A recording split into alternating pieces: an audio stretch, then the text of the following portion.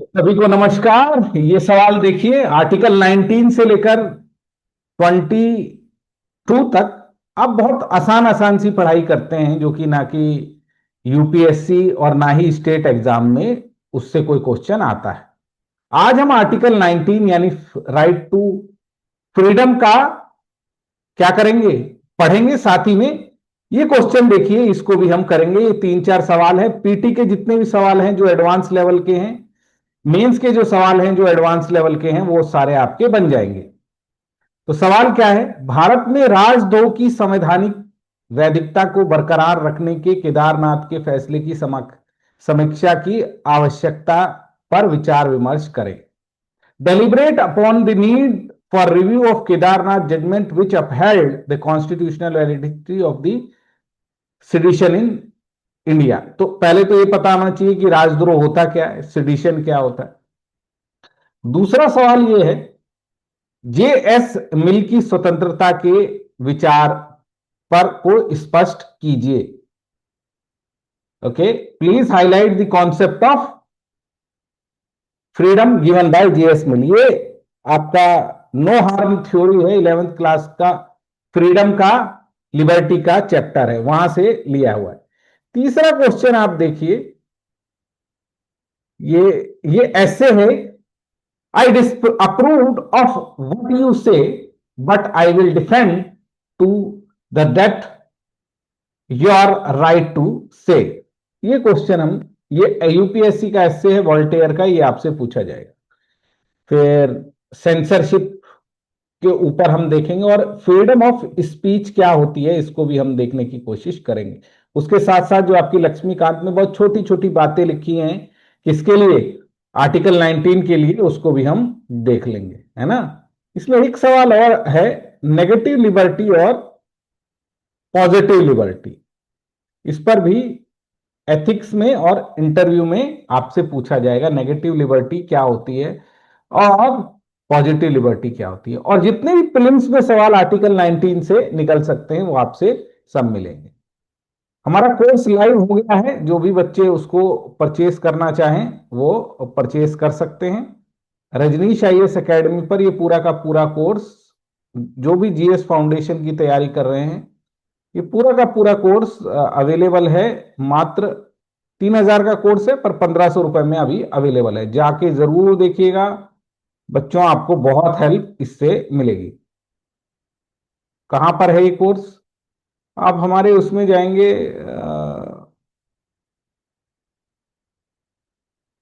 App में, तो app में ये कोर्स आपको मिल जाएगा।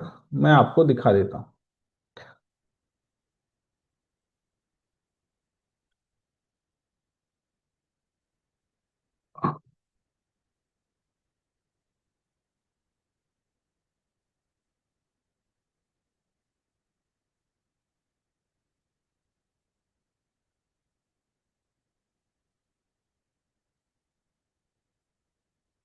ओके, ये कोर्स आपको अभी दिखाई देगा। वहां पर पुरानी सारी क्लासें डल गई हैं, सबके नोट्स वहां डल गए हैं। आप उसको जाकर अच्छी तरीके से देख सकते हैं। कुछ नहीं करना है आपको, हमारा एक ऐप है, व्हाइट कलर का ऐप दिखाई देगा। जब आप रजनीश आईएएस एकेडमी टाइप करेंगे तो एक व्हाइट कलर का ऐप आपको नजर आएगा। वो मैं भी अभी आपको दिखा देता हूं। ओके,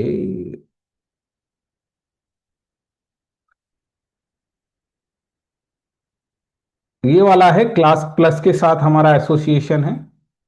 ये व्हाइट कलर का ऐप है, इसको आप अपलोड डाउनलोड करेंगे, है ना। इसको जब आप डाउनलोड करेंगे तो आपको यहां पर बहुत सारी क्लासेस दिखाई देंगी, है ना। अभी ये वाला कोर्स है,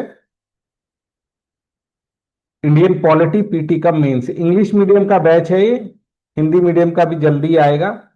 तो जहां आपको 1551 दिखाई दे, इंडियन पॉलिटी प्रीलिम्स का मेंस दिखाई दे, उसको आप परचेस कर सकते हैं। 2 ईयर की वैलिडिटी के साथ ये कोर्स अवेलेबल है, जिसमें आपको सारे नोट्स वगैरह मिल जाएंगे। ठीक है, इसमें जाके क्लासों को भी आप देख सकते हैं, कुछ क्लासेस आपको दिखाई देंगी, वीडियोस, PDF कंटेंट पे आप क्लिक करेंगे तो यहाँ 10 वीडियो आपको दिखाई दे रही हैं। ये देखिए, इसमें लेक्चर वाइज सारे लेक्चर लगे हुए हैं। ये आप अपने पेज पर देख सकते हैं। इसी के साथ करंट अफेयर की भी जो क्लासेस होंगी और जो फिल्म्स की टेस्ट होंगे उसका डिस्कशन भी यहाँ नजर आएगा। तो आप अपने पेज पे अपनी तैयारी कर सकते हैं, कहने का सार ये है। तो जरूर तैयारी कीजिए।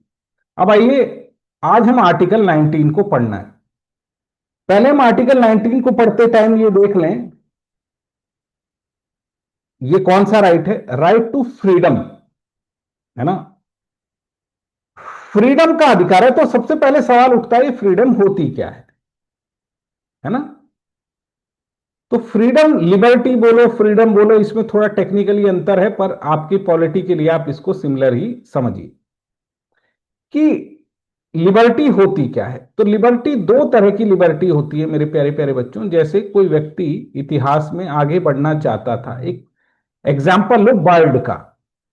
एक बर्ड उड़ना चाहता है, तो लेकिन उस पर किसी ने क्या लगा रखा है? बंधन लगा रखा है, पिंजड़े में कैद कर रखा है। तो रिस्ट्रिक्शन है। तो पुराने जमाने में लोगों के ऊपर भी रिस्ट्रिक्शन थी, धर्म की रिस्ट्रिक्शन, राजा की रिस्ट्रिक्शन, फैमिली में अगर पेट्रियार्की चल रही है, पुरुषों की सत्ता चल रही है, तो उसकी रिस्ट्रिक्शन। तो क्या हुआ, लोगों ने लिबर्टी की वैल्यू की बात करना चालू किया कि भाई हम अपने आप पक्षी की तरह उड़ लेंगे, हमारे अंदर क्षमता है, बस आप हमें आजाद छोड़ दो। और वहीं से पहली लिबर्टी, जिसकी मैं आपको परिभाषा समझाने जा रहा हूं, जो आपकी लक्ष्मीकांत में भी दी गई है, 11th क्लास की एनसीईआरटी में भी दी गई है, कि लिबर्टी होती क्या है ना। कि लिबर्टी क्या होती है, उसको आप जरा देखिए। लिबर्टी दो तरह की लिबर्टी होती है। पहली नेगेटिव लिबर्टी, जिसमें बोलता है नो। नेगेटिव का मतलब ही होता है नो। स्टेट को ये नहीं करना चाहिए, state should not this. A freedom for interference by other people, कि कोई मेरी लाइफ में इंटरफेयर ना करे, मेरा एक अपना एरिया है। Negative liberty is primarily concern with freedom of external restraint and, कि मेरे ऊपर कोई बाहरी बंधन ना लगाए। इसी को कहते हैं interference of the people and freedom for external restraint. ये मीनिंग आपको याद रखनी है। मतलब मेरे जीवन को जीने का ऐसा एरिया है जो मेरा प्राइवेट है,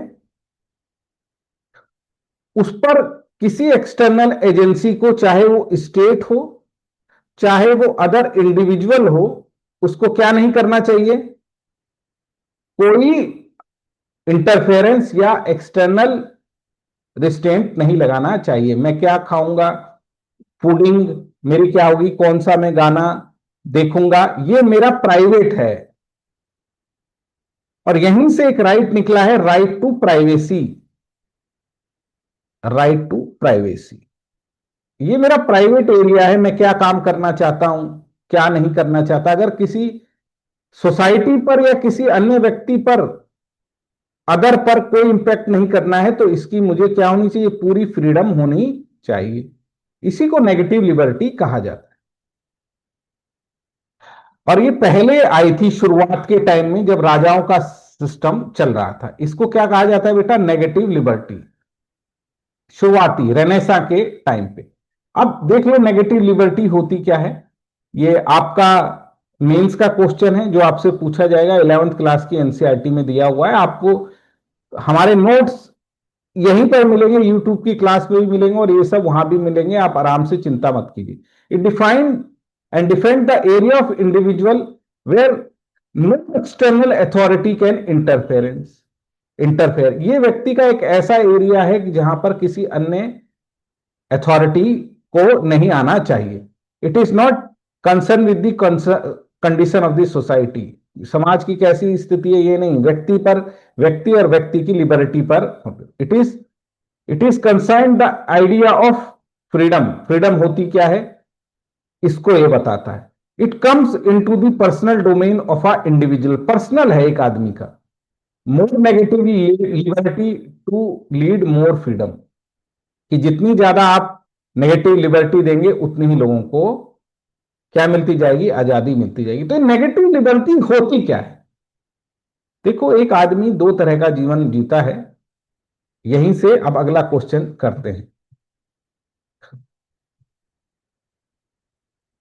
एक व्यक्ति से मिलते हैं जिनका नाम है John Stuart Mill. 11th class की एनसीईआरटी है, प्लस आपका एथिक्स का सब्जेक्ट है ना, एथिक्स का सब्जेक्ट है। ये एक किताब लिखते हैं लिबर्टी के ऊपर। अब ये किताब कब लिख रहे हैं? ये किताब तब लिख रहे हैं जब क्या आ चुका है, जब डेमोक्रेसी आ चुकी है।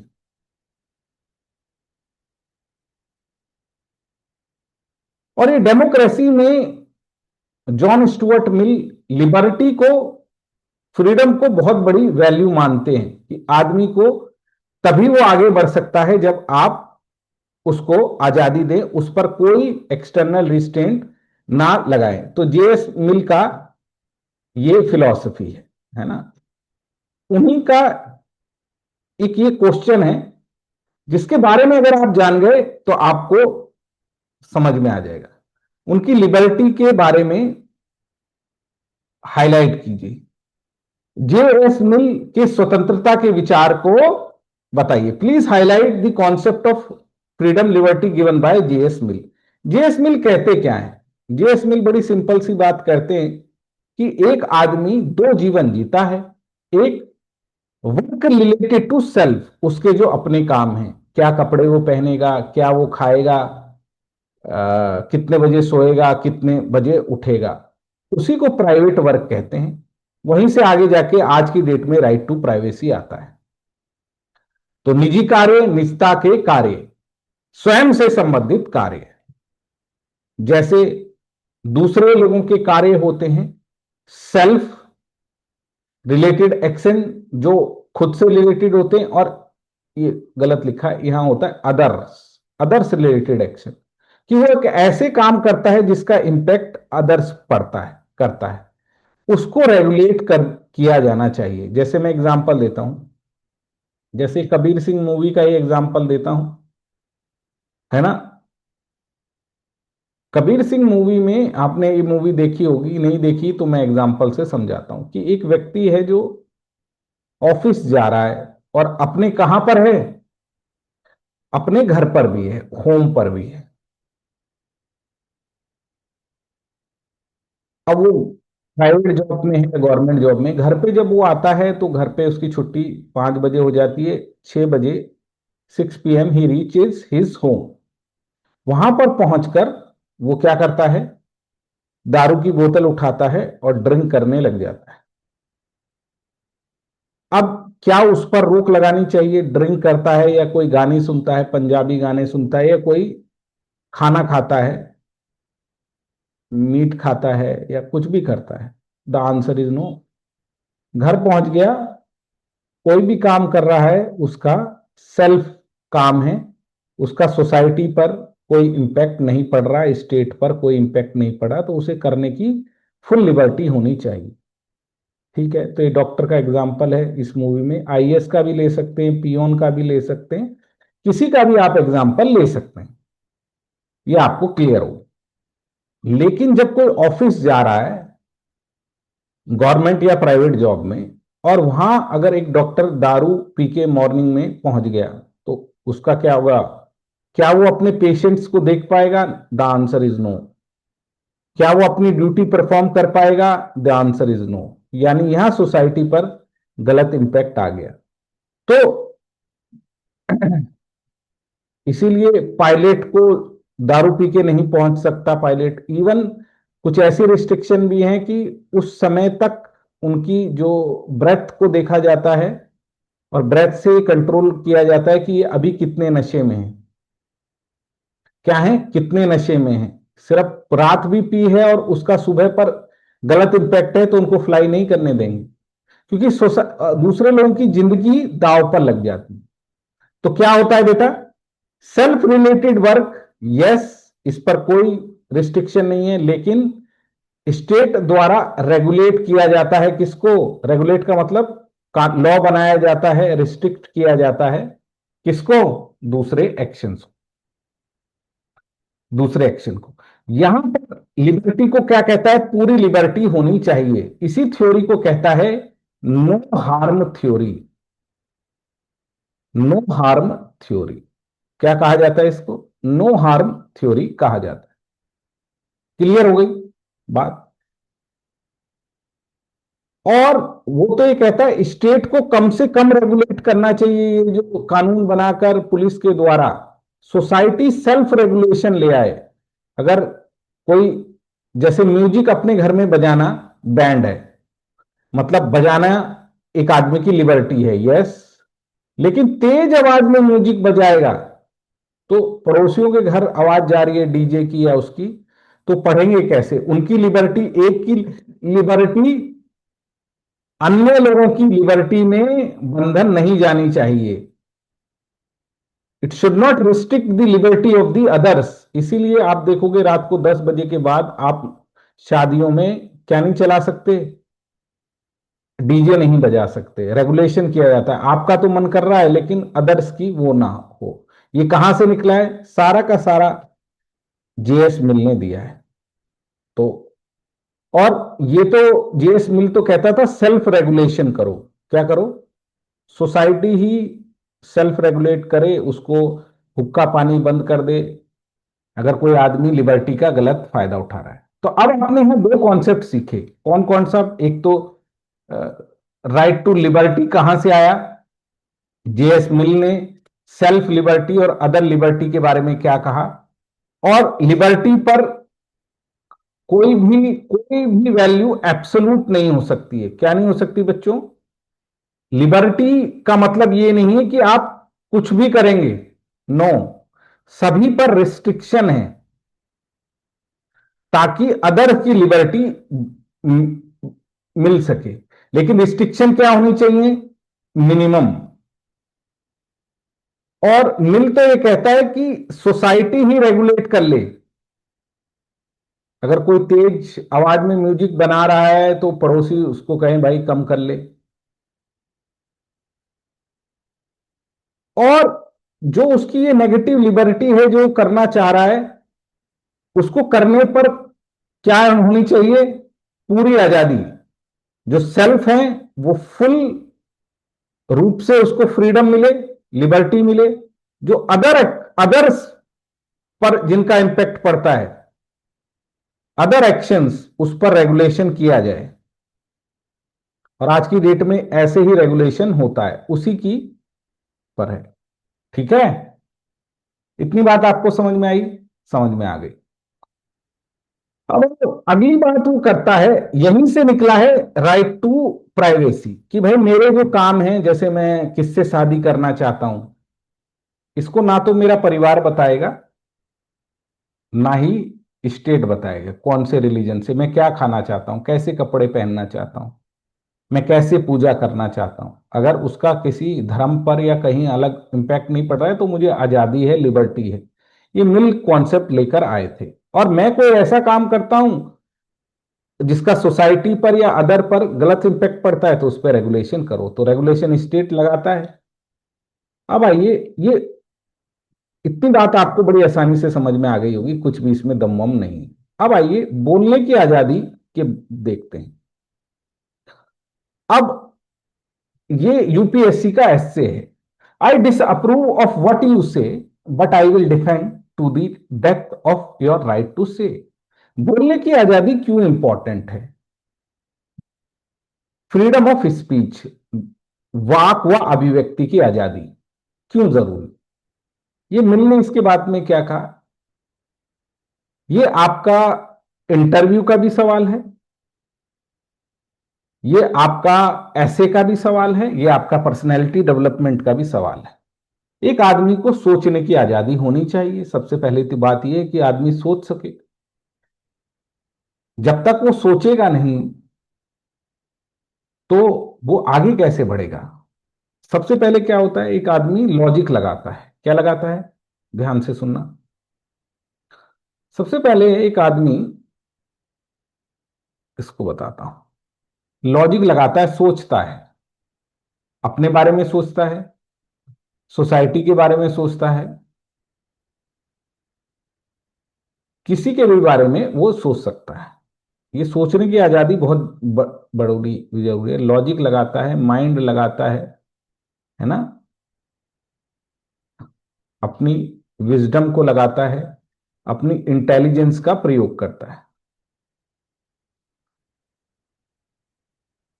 अब उसने कुछ सोचा, हो सकता है वो अच्छा भी सोचे, गुड भी सोचे, हो सकता है वो बैड भी सोचे, कोई जरूरी कोई ना है गुड ही सोचेगा, बैड भी सोच सकता है। जैसे किसी ने ये सोचा होगा कि हवाई जहाज बनना चाहिए, राइट ब्रदर्स ने ये सोचा कि हवाई जहाज बनना चाहिए। किसी ने ये सोचा होगा कि आपस में शादी होनी चाहिए, ऐसे सेक्स नहीं होना चाहिए। किसी ने ये सोचा होगा कि आ, क्या सोचा होगा, किसी ने ये सोचा होगा कि क्यों ना लोग एक दूसरे को अपनी फोटो साझा करें, तो फेसबुक बना दिया। किसी ने सोचा होगा कि यार पैसे एक दूसरे को लेने देने में बड़ी प्रॉब्लम आती है, क्यों ना फिजिकली कैश देना पड़ता है, और जब हम रास्ते में कैश लेके जाते हैं तो लुटेरे लूट लेते हैं, क्यों ना हम कोई ऐसा ऐप बना दें, गूगल पे टाइप, फोन पे टाइप की, घर बैठे पैसे ट्रांसफर हो जाए। तो सोचना, सोचने से ही ह्यूमन प्रोग्रेस होती है। ये याद रखना, जो भी हम आज तक सीख पाए हैं वो ह्यूमन प्रोग्रेस उसी से हुई है, मानव कल्याण उसी से हुआ है। अब सोचा, अब ट्रांसफर कैसे करेगा नॉलेज, जो उसने सोचा है उसको एग्जीक्यूट कैसे करेगा, उसको वो, उस भाव को वो अपने किस में लाएगा, स्पीच में लाएगा कि देखो मैं फेसबुक बनाना चाहता हूं, मैं ऐसा जहाज बनाना चाहता हूं, इंटरनेट क्रिएट करना चाहता हूं। तो right to freedom of speech इसीलिए बोलेगा क्योंकि वो उसके माइंड में क्या है, और उसको ये बोलने की लिबर्टी होनी चाहिए। लेकिन सरकारें क्या करती हैं, इंडिविजुअल और गवर्नमेंट, पहले किंग रोक लगाते थे, अब पावरफुल इंडिविजुअल जो मजबूत आदमी है, या रिलीजन है, या स्टेट है, जिसको आप गवर्नमेंट भी बोलते हैं, वो रोक लगाता है। तो बात बोलता है कि बोलने की आजादी कितनी होनी चाहिए और इस ये जरूरी क्यों है।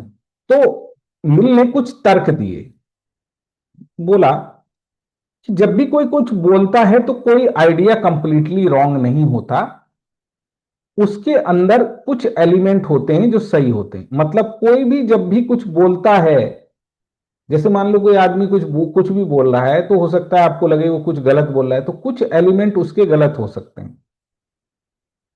जैसे कोई बोलता है कि जी मुझे जरूरी काम है, मैं क्या कहते हैं कल ऑफिस नहीं आ पाऊंगा। ठीक है, तो हो सकता है उसको कोई जरूरी ना काम हो, उसको घर में बैठ के दारू ही पीनी हो, बट वो भी कुछ जरूरी है उसके लिए। तो कुछ तो वो सही कह रहा है कि किसी चीज को वो जरूरी मान रहा है। कोई भी जब कोई बात बोलता है तो कंप्लीटली, कितनी भी बेकार वो बात बोले, उसने कुछ ना कुछ एलिमेंट ट्रुथ के जरूर रहते हैं। कोई भी जब आइडिया आपके सामने प्रेजेंट होता है, कोई भी कुछ भी बोल रहा है तो उसको ध्यान से सुनो। आपको लग रहा है वो गलत बोल रहा है, लेकिन कुछ ना कुछ उसमें सही है, तो उस सही वाले पार्ट को तो सुना जाना चाहिए। जैसे आपकी कोई बुराई कर रहा है, आपका कोई दोस्त, आपको लग रहा है ये बहुत सारी बातें बेकार बता रहा है, लेकिन उसमें कुछ ना कुछ वो ऐसी बात कहेगा जो जो आपके अंदर क्या है, वीकनेस है, उसको सुनो और उसको दूर करो। तो कोई भी आइडिया अपने आप में पूरी तरीके से रॉन्ग नहीं होता, उसमें कुछ ना कुछ अच्छा होता है। तो वो दूसरे को सुनने का हक होना चाहिए, उसे बोलने का भी आजादी होनी चाहिए। ठीक है, कोई भी जब कोई बात बोलता है तो वो पूरी तरीके से रॉन्ग नहीं होती, तो सही वाला तो सुन लें और उसको इसको बोलने की आजादी होनी चाहिए। ये नहीं कि बोले उसका मुंह बंद कर दे, नो, उतना पार्ट तो सुनना चाहिए। और जो रॉन्ग है उसको कैसे पता चलेगा कि वो बात वो रॉन्ग बोल रहा है? जब वो मुंह से निकालेगा और हम उसको अपोज करेंगे कि भाई देखो आप बोल रहे हो ये सही है लेकिन मैं बता रहा हूं ये गलत है, तो वो ठीक कर लेगा उस बात को भी अपने। तो जब तक स्पीच नहीं होगी तो सही नहीं होगा। सेकंड रीजन क्या है? सेकंड रीजन क्या है कि ट्रुथ क्या होता है, सच्चाई क्या होती है? What is truth? Truth is nothing, it is the conflict of ideas. Conflict of ideas. Conflict of idea का मतलब क्या है? दो विचार आपस में टकराते हैं, दो आइडियाज आपस में टकरा रहे हैं और दो डिफरेंट आइडियाज हैं वो आपस में टकराएंगे, और उसी में से सोसाइटी उस टाइम जिसको ठीक मान लेगी उसी को ट्रुथ मान लिया जाता है, सच्चा मान लिया जाता है। तो ये यूपीएससी का ऐसे है, truth is subjective. Truth is subjective, इसका मतलब क्या होता है कि सच्चाई भी सब्जेक्टिव का मतलब होता है डेट, टाइम, प्लेस और इंडिविजुअल के हिसाब से बदल जाता है, चेंज हो जाता है ट्रुथ। क्या बात कर रहे हो? Truth is subjective. सच्चाई भी एक नहीं होती, वो वस्तु, स्थान, व्यक्ति के हिसाब से बदल जाती है। जैसे मान लो आज से 50 साल पहले बोले कोई कि जी लड़कियों को जीन्स पहननी चाहिए, तो उस समय का ट्रुथ कौन सा था? नो। लेकिन उसके बाद आया क्यों नहीं पहन सकती, क्यों पैंट नहीं पहन सकती, दूसरा आइडिया उससे टकराया और आज हम इस आइडिया को बेहतर मानते हैं। पहले क्या माना गया? सती होगा, डावरी दी जाएगी, वुमेन काम नहीं कर सकती, ये आइडिया था। नया आइडिया आया, वो उससे टकराया, क्यों नहीं कर सकती, वो भी कर सकती हैं, वो भी ह्यूमन बीइंग है। तो आज हम मानते हैं। तो क्या है, ह्यूमन प्रोग्रेस जो होती है वो आइडियाज की टकराहट से ही होती है। और अगर नया आइडिया नहीं आएगा और उसको बोला नहीं जाएगा तो ह्यूमन प्रोग्रेस नहीं होगी। क्या नहीं होगी? Human progress. अगर राजा राम मोहन राय ना होते, ग्रेट राजा राम मोहन राय, उन्होंने सती को रोका। कई जगह बच्चों पर क्या किया गया? नर बलि दी जाती थी। ह्यूमन को क्या किया जाता था? सेक्रीफाइस। उस पर रोक लगी क्योंकि किसी ने उसको रोका। कॉपरनिकस ने ये कहा, क्या मेरे प्यारे प्यारे बच्चों, कॉपरनिकस ने ये कहा कि ये पृथ्वी जो ईसाइयत में लिखी है, दिस अर्थ,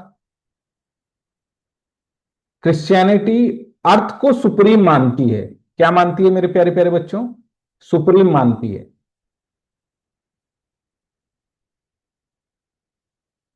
और बाकी को, सन को सुप्रीम नहीं मानती। कॉपरनिकस ने बोला ये गलत आइडिया है, उसका गला काट दिया, लेकिन आज ये प्रूव हो गया। तो साइंटिफिक टेम्पर कैसे बढ़ेगा, साइंस कैसे आगे बढ़ेगी,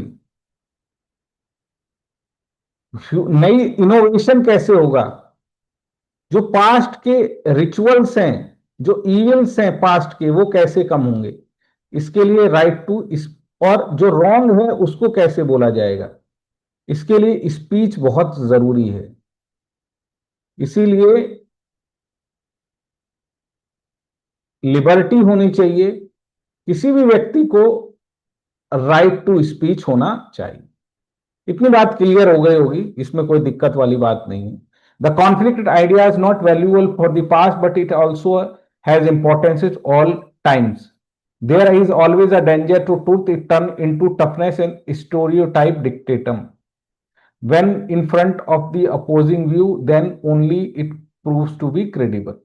तो इसीलिए बोलने की आजादी होनी चाहिए, और जो व्यक्ति गलत बोल रहा है इस उसको भी तो, अगर वो रॉन्ग है तो उसको भी तो राइट तभी किया जा सकता है जब वो कुछ सुने। इसीलिए राइट टू स्पीच होनी चाहिए। कोई भी कुछ भी बोल रहा है उसे बोलने की आजादी होनी चाहिए। इसीलिए डेमोक्रेसी में ये आइडिया बहुत ही स्ट्रांग माना जाता है। क्या माना जाता है मेरे प्यारे प्यारे बच्चों? बहुत ही ज्यादा स्ट्रांग माना जाता है। और बोलने की, कोई भी कुछ भी बोले उसको सुनो। इसीलिए भारत में धरना प्रदर्शन करने की क्या दी जाती है? आजादी दी जाती है कि बोलो। अब वॉल्टेयर ने सबसे पहले ये कहा था। क्या वॉल्टेयर ने सबसे पहले ये कहा था? अब आपने ये विचार समझ लिया। इसी नेगेटिव लिबर्टी से मेरे प्यारे प्यारे बच्चों आज की डेट में कौन कौन से अधिकार आए हैं? इसी नेगेटिव लिबर्टी से आज दुनिया में शादी किससे करेगा आदमी, कैसे खाएगा पिएगा, कैसे कपड़े पहनेगा, होमोसेक्सुअलिटी भी इसी से निकला है कि मेरा मन है कि मैं अपने ही जेंडर के व्यक्ति से शादी करूं। ये मेरी लिबर्टी है, इससे किसी को हार्म नहीं होता।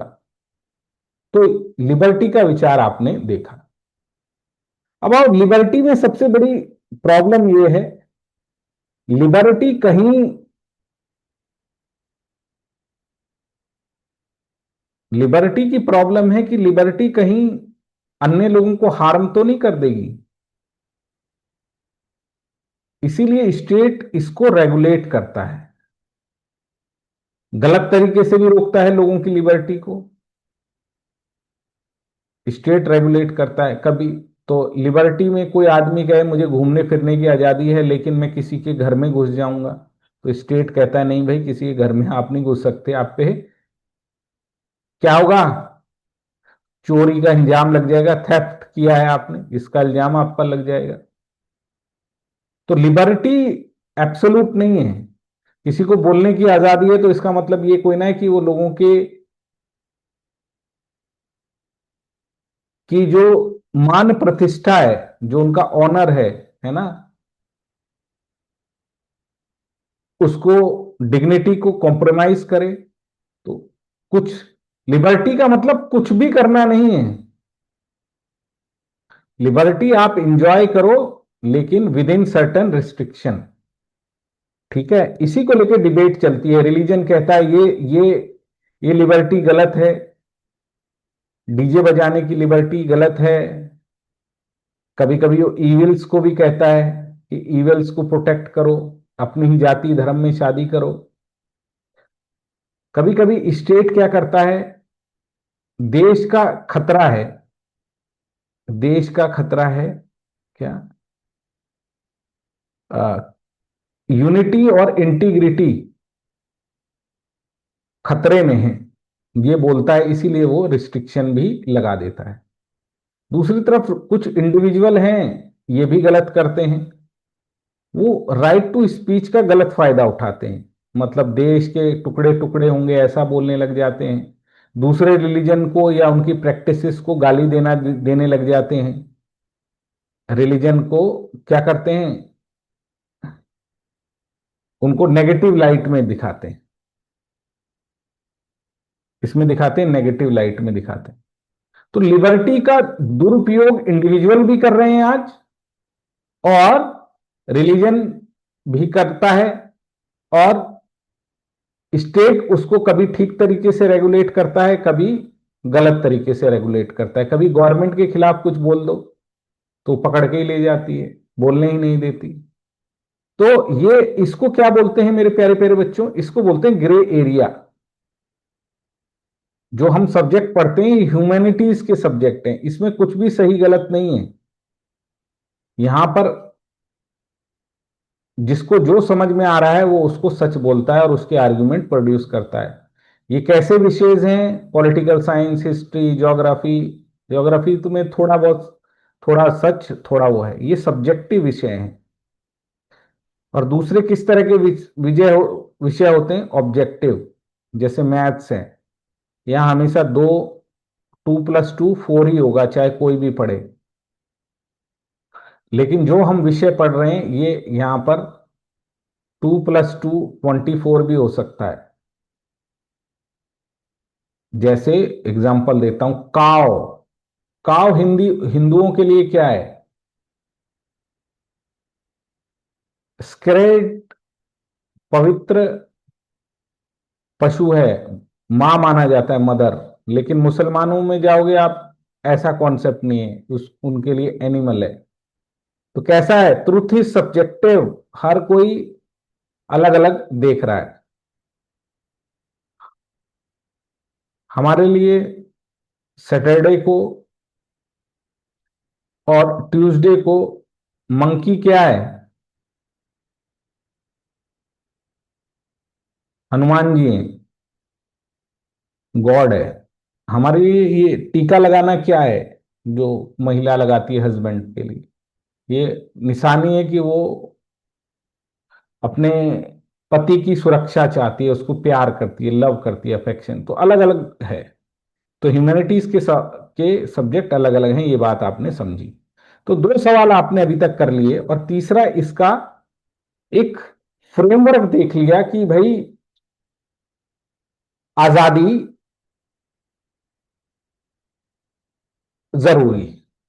अब आओ, इसी को लेकर भारत में जो मोस्ट इंपॉर्टेंट आजादी थी, उसके लिए आर्टिकल 19 लिखा गया। क्या लिखा गया, आर्टिकल 19। आर्टिकल 19 देखो, ये नेगेटिव लिबर्टी पर ही बेस है पूरे का पूरा। क्या है आर्टिकल 19? आर्टिकल 19 क्या कहता है, सभी को राइट टू स्पीच और एक्सप्रेशन करने की आजादी होगी, स्टेट नहीं रोकेगा, ना कोई अदर इंडिविजुअल रोकेगा। तो फ्रीडम ऑफ स्पीच सभी को होगा, क्योंकि यही आजादी आपने देखी बहुत जरूरी है। लेकिन क्या फ्रीडम ऑफ स्पीच इंपॉर्टेंट क्यों है, अभी आपने मिल का आर्ग्यूमेंट देख लिया है ना। राइट टू फ्रीडम में अब थोड़ा लक्ष्मीकांत से मैं पढ़ाता हूं, ध्यान से पढ़ना। यहां से प्रीलिम्स के सवाल निकलेंगे, मेंस के सवाल तो मैंने आपको पढ़ा दिया। तो ये क्या कहता है, राइट टू स्पीच और एक्सप्रेशन होंगे। ये इसमें राइट टू फ्रीडम में ओरिजिनली 7 राइट्स थे। कितने राइट्स थे, 7। इसको जरा समझने की कोशिश करो।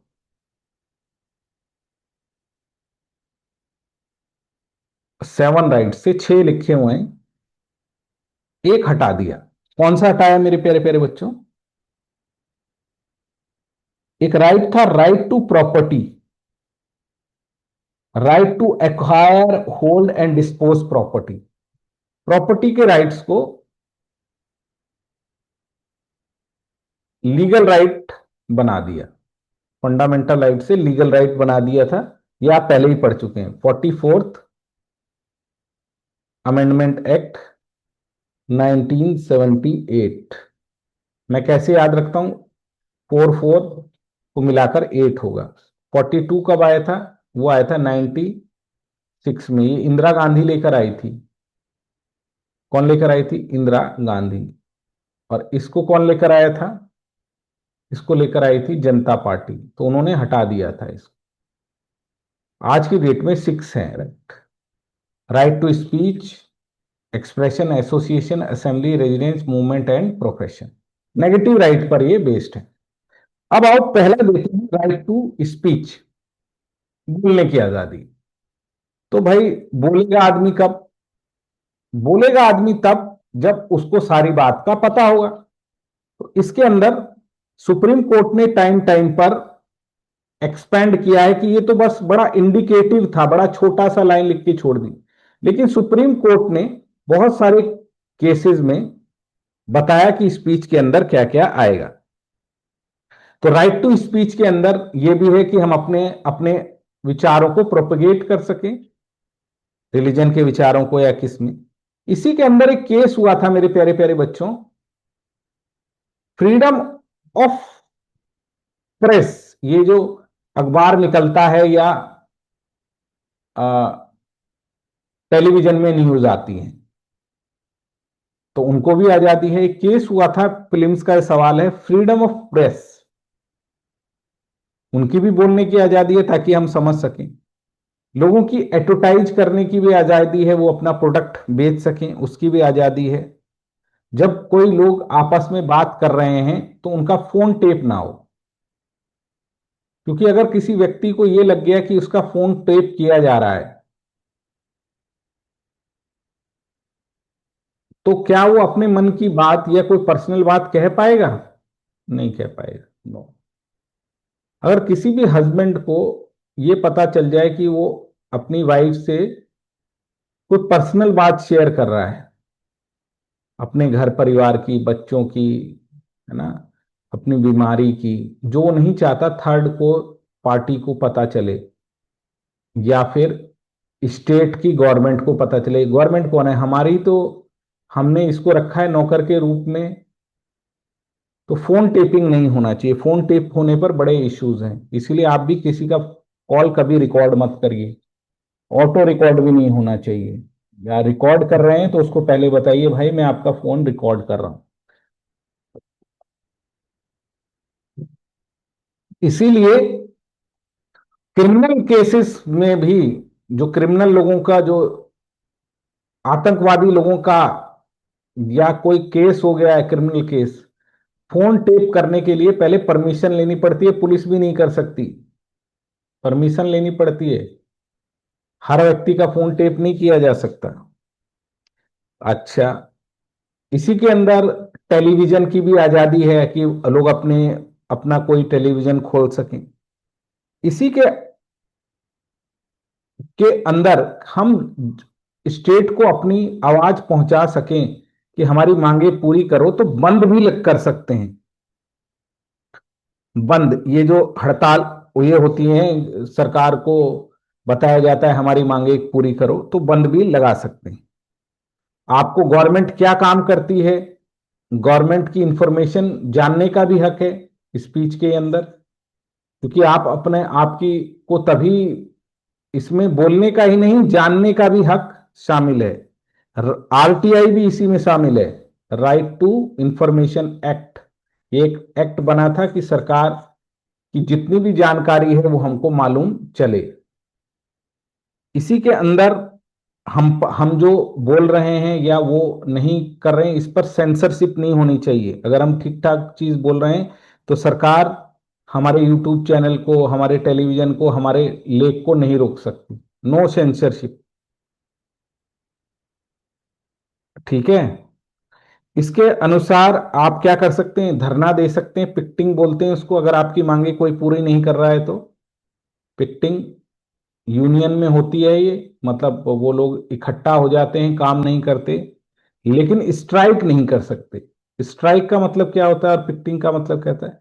स्ट्राइक का मतलब होता है हड़ताल, आपने काम ही रोक दिया। अरे भाई, आप अपनी मांगे उठाना चाहते हैं, उठाओ, लेकिन स्ट्राइक मत करो। इससे तो क्या हो जाएगा, जिसने वो संस्था खोल रखी है उसका नुकसान हो जाएगा, प्रोडक्ट और सर्विस मिलनी बंद हो जाएगी। तो आपको धरना देने का है, पर स्ट्राइक करने का अधिकार इसमें शामिल नहीं। तो बोलने की आजादी सिर्फ बोलने की नहीं, चुप रहने की भी आजादी है कि कोई मुझसे उल्टी सीधी इंफॉर्मेशन पूछ रहा है, गवर्नमेंट जानना चाह रही है उल्टी सीधी इंफॉर्मेशन कि आपको कौन कौन सी बीमारी है, आप बताइए। क्यों बताऊं भाई? मैं कोई, मैं चोर हूं? है ना। तो जैसे कोई पुलिस वाला आपका मानता है कि आप कहाँ रहते हैं, आधार कार्ड दिखाइए, तो सबसे पहले तो उससे ये सवाल पूछा जाना चाहिए कि क्यों दिखाएं। फिर वो बोलेगा आप रात को 2 बजे घूम रहे हो तो मुझे लग रहा है कि आप यहाँ के रहने वाले नहीं हो, आप चोर हो। तो बोला हाँ, रात को 2 बजे कोई घूम रहा है तो पूछा जा सकता है इंटरेस्ट में, लेकिन पहले आप अपना कार्ड दिखाइए। आप उसका भी कार्ड मांग सकते हैं। यस। इसीलिए चोर को भी साइलेंस रहने का अधिकार है। प्रूफ करे कोई और कि मैं चोर हूं, मेरे को, मेरे से जबरदस्ती नहीं उबाओगे। तो चुप रहने का अधिकार इसमें शामिल। तो साइलेंस, और ये प्रेस, और ये पिकटिंग का अधिकार, साइलेंस का, ओ स्ट्राइक का नहीं, ये यूपीएससी में या अदर स्टेट एग्जाम में क्या किया जाता है, पूछा जाता है। क्या बात क्लियर हुई? अब आओ, आपने देखा कि कोई भी राइट एब्सोल्यूट नहीं होता, तो पब्लिक के इंटरेस्ट में और देश की यूनिटी इंटीग्रिटी के इंटरेस्ट में क्या लगती हैं, स्पीच पर भी रिस्ट्रिक्शन लगती हैं। स्पीच पर भी रिस्ट्रिक्शन लगती हैं। ये आपका एब्सोल्यूट राइट नहीं है। कैसा राइट नहीं है? एब्सोल्यूट राइट नहीं, नॉट एब्सोल्यूट कि कुछ भी आप बोल देंगे, नहीं। सरकार ने इसके ऊपर क्या लगा रखी है, 19(2) में बताया है कि आपके ऊपर रिस्ट्रिक्शन होंगी, आप ये नहीं कर सकते। तो यूपीएससी कई बार इस सवाल को पूछता है कि हम क्या क्या नहीं कर सकते, तो मैं वो आपको दिखाता हूं, यहीं से प्रीलिम्स का सवाल आपके लिए बनेगा। इसको देखिए।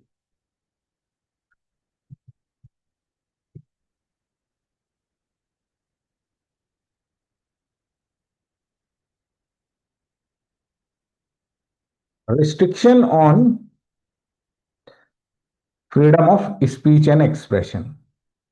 तो 19(2) में, 19(1) में तो फ्रीडम ऑफ स्पीच दी गई है, लेकिन उसके साथ साथ ही बोलने की आजादी पर आपकी रोक लगे, आबाद ना हो, इसके लिए रीजनेबल रिस्ट्रिक्शन वर्ड है, not absolute, subject to reasonable restriction. Reasonable restriction का मतलब क्या होता है कि ये दोनों वर्ड आपको याद रखने हैं। नॉट एब्सोल्यूट, कोई भी राइट एब्सोल्यूट नहीं होता, रीजनेबल रिस्ट्रिक्शन के साथ होता। क्यों दिया गया है भाई? नेशनल सिक्योरिटी आप बची रहे, सोवरेनिटी देश की आजादी बची रहे। पब्लिक ऑर्डर का मतलब होता है दंगा ना भड़क जाए, अव्यवस्था ना हो जाए, पब्लिक ऑर्डर और morality, and to prevent the क्या, कंटेम्प्ट ऑफ कोर्ट। ये 5 चीजों के को ध्यान में रखकर आपकी रीजनेबल रिस्ट्रिक्शन पर रोक लगाई जा सकती है। नेशनल सिक्योरिटी का मतलब क्या है? नेशनल सिक्योरिटी का मतलब है कि आप सरकार की इंफॉर्मेशन लीक करना चाहते हैं और बोले मैं तो ऐसे ही बता रहा था हमारे बॉर्डर पे क्या क्या है, अरे नहीं कर सकते आप, नहीं कर सकते। नेशनल सिक्योरिटी की इंफॉर्मेशन नहीं कर सकते। अभी एक हरियाणा की लड़की पकड़ी गई है ना, हरियाणा की यूट्यूबर है, वो पकड़ी गई है। वो पाकिस्तान घूम कर आई थी और उसके ऊपर केस लग गया था। कोई गर्ल थी, उसको पकड़ लिया था। गर्ल को क्या नाम था उसका,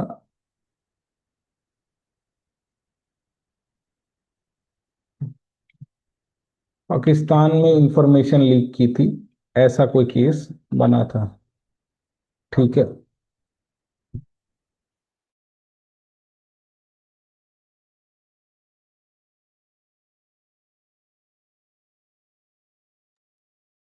ज्योति मल्होत्रा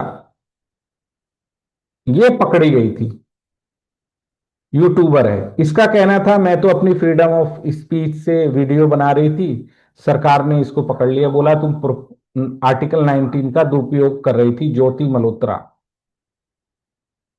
और इसके ऊपर क्या लगा दिया, स्पाइक का आरोप लगा दिया। ये बोली थी मैं तो वीडियो बना रही थी फ्रीडम ऑफ स्पीच का। तो सरकार को हक है कि वो कानून बनाकर आपको कर सकती है। ज्योति का ये फेमस केस है, ज्योति मल्होत्रा। एब्सोल्यूट नहीं है, बोलने का अधिकार भी, खींचने का अधिकार भी आपका एब्सोल्यूट नहीं। ये बात आपको क्लियर हो गई होगी, इसमें कुछ भी ऐसा नहीं है जो आप ना जानते। सोरेनिटी एंड, ये दोनों, सोरेनिटी एंड इंटीग्रिटी ऑफ इंडिया, ऐसी कोई बात आप नहीं बोल सकते जिससे भारत की यूनिटी टूटे। क्या नहीं बोल सकते? ऐसी कोई भी बात आप नहीं बोल सकते जिससे भारत की यूनिटी और इंटीग्रिटी टूटे। यानी आप ये नहीं कह सकते कि देश के टुकड़े टुकड़े होंगे, नहीं बोल सकते आप। देश के ऊपर नहीं है ना इसमें, ये उमर खालिद का केस है, उमर खालिद। ये भाई साहब हैं जिनको क्या किया गया था, जिनको पकड़ लिया गया था। इन्होंने जेएनयू के अंदर ये भारत का वो गवर्नमेंट का विरोध कर रहे थे, और गवर्नमेंट का विरोध करते करते इनके मुंह से शब्द निकल गए कि भारत से जैसे पाकिस्तान अलग हुआ था, वैसे ही क्या हो जाएगा, वैसे ही और भी टूट सकता है। तो इनके ऊपर लगा दिया, एनएसए लगाया इनके ऊपर, मुझे लगता है अनलॉफुल एक्टिविटीज प्रिवेंशन एक्ट में ये पकड़े गए हैं।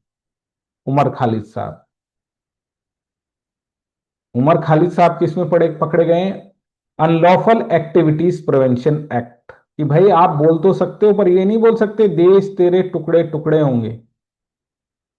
इससे देश की यूनिटी और इंटीग्रिटी को खतरा है, और ये जेल में बंद है कई साल से। तो क्या सिक्योरिटी और unity of integrity of the India, speech आपकी कहीं पर आप रैली करना चाहते हैं उस पर रोक लगा देते हैं। पब्लिक ऑर्डर, जहां दंगे भड़क जाएं, prohibiting speech that incite violence and chaos public disorder, रोक लगा देंगे।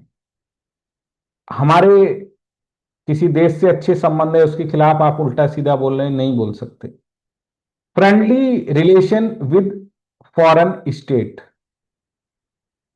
फिर मोरालिटी, मतलब आप बोलने के नाम पर ऐसी मूवी नहीं बना सकते जो वल्गर हो, ऑब्सीन हो, ऑफेंसिव हो। जैसे भारत में तो बड़ा मुद्दा चल रहा है ना, ये टेलीविजन चैनल फिल्मों को बेचने के लिए ऑब्सीन सीन दिखाते हैं, गंदे सीन दिखाते हैं, मोरालिटी के खिलाफ है। सेक्स कैसे होता है? जो सेक्स है या वॉयलेंस है, ये दोनों ही चीज बड़ी, पहले सेक्स की बात करते हैं। सेक्स कैसी चीज है? सेक्स प्राइवेट चीज है, दो इंडिविजुअल के ऐसे रिलेशनशिप हैं जो और लोगों को नहीं देखने चाहिए। कुत्ता बिल्ली अदर एनिमल में ये आम है, वो सड़क पर ये सब करते हैं, लेकिन ह्यूमन मोरालिटी ने इसको क्या माना था? इसको सही माना था। अब धीरे धीरे धीरे ह्यूमन मोरालिटी किसी दिन तक सही मानने लगी है, लेकिन क्या खुल्लम खुल्ला सेक्स करें सही मानती है? नहीं। हमारी सोसाइटी अभी इतनी, या तो प्रोग्रेसिव कहो, ये नहीं हुई है कि ये सब खुले में माने, या फिर एनिमल नहीं हुई है। दोनों ही रूप में आप ले सकते हो कि एनिमल की तरह ओपन सेक्स करे। तो ये मोरालिटी का कॉन्सेप्ट डाला गया है। इसीलिए अभी आपको 14 फरवरी को आपने देखा होगा, वैलेंटाइन डे के दिन आए थे मोरालिटी की। लोगों का कहना है ये 2 दिन का प्यार है, सेक्स करके छोड़ देंगे, क्या ये डे मनाते हो? वहीं कुछ लोगों का मानना है कि हम तो सचमुच में प्यार करते हैं, शादी करेंगे, और हम दो आपस में अगर हम कर रहे हैं तो ये हमारी राइट टू प्राइवेसी है। तो खैर इस पर डिबेट चलती रहती। अगर आप कोर्ट के बारे में उल्टा सीधा नहीं कह सकते, उनको अपना काम सबसे करने दिया जाए, या किसी की रेपुटेशन को डिफेम नहीं कर सकते, या फिर ये नहीं कह सकते हथियार उठा लो, नहीं। तो ये 19(2) आर्टिकल में क्या दिए गए हैं? रीजनेबल रिस्ट्रिक्शन दिए गए। क्या ये बात समझ में आई? रीजनेबल रिस्ट्रिक्शन दी गई, एब्सोल्यूट कोई राइट नहीं। ये आपको 6 के 6 रट के रखने हैं, प्लीज लर्न देम। 7 हो गए, sovereignty and unity integrity of India, security of the state, public order, friendly relation with foreign state, morality, contempt of court, defamation and incitement to an offence. ये प्रीलिम्स में जब भी सवाल आएगा, इस level का सवाल आएगा। यूपीएससी में आर्टिकल 19 क्या होता है ये सवाल नहीं आता है, उसकी एक लाइन जो लिखी है वो सवाल नहीं आता है। यूपीएससी इज इन डेप्थ, बहुत गहराई में है। तो जो आप क्लासेस देखते हैं उसमें हार्डली 1% क्लास यूट्यूब में, 1% लोग होंगे जो डेप्थ पढ़ाते हैं, बाकी लोग बच्चों को तैयार नहीं करते कि वो डेप्थ में पढ़ें। डेप्थ पढ़ना थोड़ा मुश्किल होता है। ये देखिए, अब यही इसके ऊपर डिबेट चलती है, क्या आप बोलने की आजादी के नाम पर फिल्मों को उल्टा सीधा दिखा सकते हैं, हिस्ट्री के फैक्ट मरोड़ सकते हैं, या फिर बोलने की आजादी के नाम पे हिंदू देवी देवताओं को नंगा दिखा सकते हैं, या फिर उनको पंडित जी को गलत करेक्टर में दिखा सकते हैं, या पॉर्न साइट भारत में बैंड हो गई हैं मोरालिटी के ऊपर, या फिर कॉन्डम की एड आप इस तरह से प्रमोट करना चाह रहे हैं जिससे इमोरालिटी आए। वो कह रहे हैं हम कॉन्डम की एड इसलिए चला रहे हैं ताकि लोग ज्यादा बच्चे पैदा ना करें, पर ये तो दिखा इस तरह रहे हैं कि बच्चे तो पैदा नहीं होंगे लेकिन आदमी का सेक्सुअल डिजायर्स बढ़ जाएंगी और फिर इसके कारण बलात्कार, रेप, ऐसी घटनाएं होंगी। तो करना क्या चाह रहे हैं, इस पर डिबेट चलती रहती है। अब एक क्वेश्चन हम लोग करते हैं राजद्रोह के ऊपर। इसके ऊपर आपने देखा केदारनाथ, ये है सेडिशन, बहुत छोटा टॉपिक है, 5 मिनट में हो जाएगा। सेडिशन को हम लोग देखते हैं क्या होता है सेडिशन। इसको तो हमको देखना है सेडिशन। सेडिशन का मतलब क्या होता है, कुछ लोग जैसा आपने देखा कि देश के टुकड़े टुकड़े करने की बात बोलते हैं, यूनिटी और इंटीग्रिटी के लिए खतरा है, ऐसी बात बोलते हैं जो देश के टुकड़े टुकड़े करे। जैसे आपने उमर खालिद का एग्जाम्पल देखा, उसने कहा, उस पर आरोप है कि उसने भारत को तोड़ने की बात की। अभी ये सोनम वांगचू के ऊपर जो केस चल रहा है, सोनम वांगचू के ऊपर जो केस चल रहा है, ये भाई साहब हैं, ये लद्दाख के लिए ट्राइबल एरिया चाहते थे कि उसको और ज्यादा ट्राइबल में फैसिलिटी पढ़े मिले, और ये वहां पर धरना दे रहे थे। इन्हीं के ऊपर 3 इडियट पिक्चर बनी है क्या। तो ये तो बोल रहे थे मैं शांति से धरना दे रहा था, लेकिन इन्होंने जो स्पीच दी उससे वहां प्रोटेस्ट हो गए और कुछ लोगों की जान चली गई, और सरकार ने उठाकर इनको, इनके ऊपर एनएसए लगा दिया कि ये देश की सिक्योरिटी को खतरा है। और अभी इनका केस चल रहा है।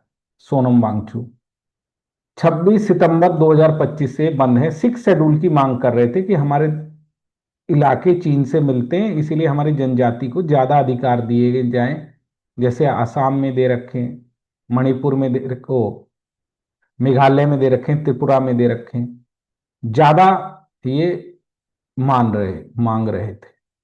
तो क्या हुआ, इनको उठाकर जेल में डाल दी। तो ये सरकार से मांग कर रहे थे, सरकार से, गवर्नमेंट से क्या कर रहे थे, डिमांड कर रहे थे, एक जेन्युइन डिमांड, जो कि इनका क्या है, राइट टू स्पीच है। लेकिन जब मांग करते करते वहां दंगे भड़क गए और कुछ लोगों की डेथ हो गई, और सरकार ने ये कहा कि ये देश के टुकड़े टुकड़े करने की बात कर रहे थे और ये यूनिटी इंटीग्रिटी के लिए खतरा है, और उन्होंने इनके ऊपर एनएसए लगा दिया और पकड़ लिया इनको। तो अब कब कोई व्यक्ति सही बोल रहा है और कब कब कोई व्यक्ति देश को टुकड़े करने की बात कर रहा है, इसको लेकर डिबेट चलती रहती है। तो सोनम वांगचू से पूछोगे तो वो तो कह रहा मेरे तो सिंपल सा था जी कि हमको ज्यादा राइट्स दिए जाएं। इनको बोला नहीं जी, वो तो लोग मर गए वहां पर, और वो तो चाइना का बॉर्डर है, वो तो ये कह रहा था कि जैसा बांग्लादेश में हुआ वैसा ही, जैसा नेपाल में हुआ जंजी विद्रोह, वैसा ही विद्रोह के लिए उकसा रहा था, इंसाइटमेंट कर रहा था, हमने पकड़ लिया। तो ऐसे केसेस को बोलते हैं सेडिशन का केस, राजद्रोह, और ये ग्रे एरिया है।